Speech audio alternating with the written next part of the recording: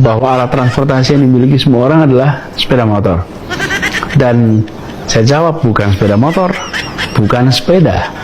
Alat transportasi yang dimiliki oleh hampir semua orang adalah kaki. Dan apa transportasi publik masyarakat Jakarta yang paling banyak dipakai? Kalau transportasi mungkin paling banyak motor ya. Motor ya, bukan kaki ya? Oh no! Kenapa? Ayam kalau berkokok, matanya ditutup. Tahu jawabnya? Karena ayam sudah hafal facts-nya.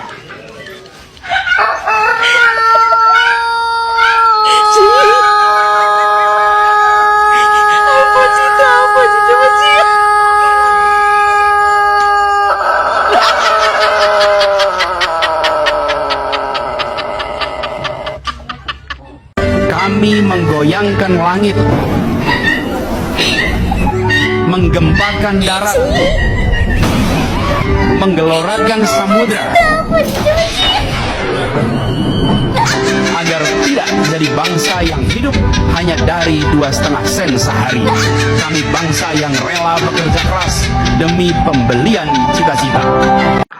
Katak nih, bila katak itu dimasukkan ke dalam panci yang airnya dingin, taruh di panci airnya dingin, kemudian pancinya taruh di kompor, nyalakan kompornya pelan-pelan.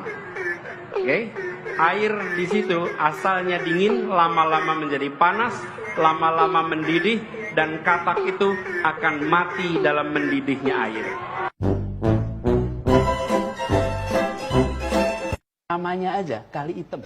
Dari namanya aja sudah menggambarkan betapa sungai itu. Dan sebetulnya kalau kita lihat sudah tidak pantas disebut kali. Itu lebih seperti kubangan air panjang. Dan banyak yang kita lakukan sejak beberapa bulan lalu. Salah satu hal paling banyak kita kerjakan selama ini adalah memastikan ada penurunan bau di tempat itu. Air hujan ini rahmah dari Allah, dari Tuhan. Rahmah yang diturunkan untuk dimasukkan ke bumi, bukan sesegera mungkin dikirim ke laut. Bumi kita tidak diresapi oleh air. Karena itu yang kita lakukan adalah memperbanyak sumur-sumur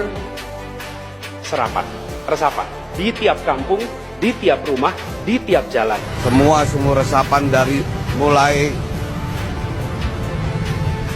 Dunkin Donat sampai pom bensin itu hancur jalannya. Tolong Pak Gubernur segera ditutup kembali karena tidak bermanfaat. Kalau banjir tetap banjir di sini. Bagaimana kebijakan disusun berdasarkan gagasan, bukan sekedar kebijakan tanpa narasi, tanpa gagasan. Urutannya harus jelas, bukan hanya karya, tapi karya berbasis narasi, narasi berbasis gagasan. Dan gagasannya di sini adalah tadi yang saya sampaikan.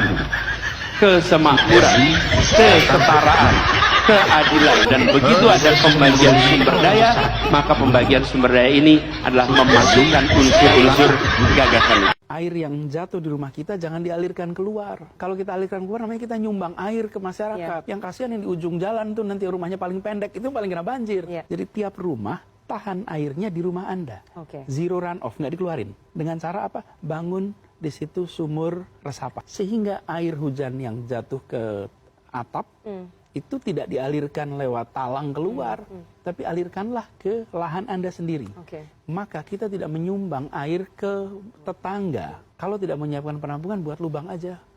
Itu yang kita biasa menyebut vertical drainage. Air itu ditampung sehingga tidak mengalir. Simple. Cek yuk rumah kita. Luapan air sungai sehingga parkirnya di dalam taman. Itu pernah Pak komentar, Pak tamannya banjir. Bukan banjir, itu emang parkir air. Jadi kalau di taman diparkirin air. Ya memang begitu, nanti ketika musim kering, air sungainya turun, maka tamannya turun. Jadi polusi udara tak punya KTP, angin tak ada KTP-nya, Angin itu bergerak dari sana sini. Ketika polutan yang muncul dari pembangkit listrik tenaga uap mengalir ke Jakarta, maka Jakarta punya indikator, karena itu Jakarta mengatakan ada polusi udara. Ketika anginnya bergerak ke arah Lampung, ke arah Sumatera, ke arah Laut Jawa, di sana tidak ada alat monitor, maka tidak muncul. Dan Jakarta pada saat itu bersih. Kalau problemnya dari dalam kota saja, maka konsisten tiap waktu. Ya, kita punya masalah polusi.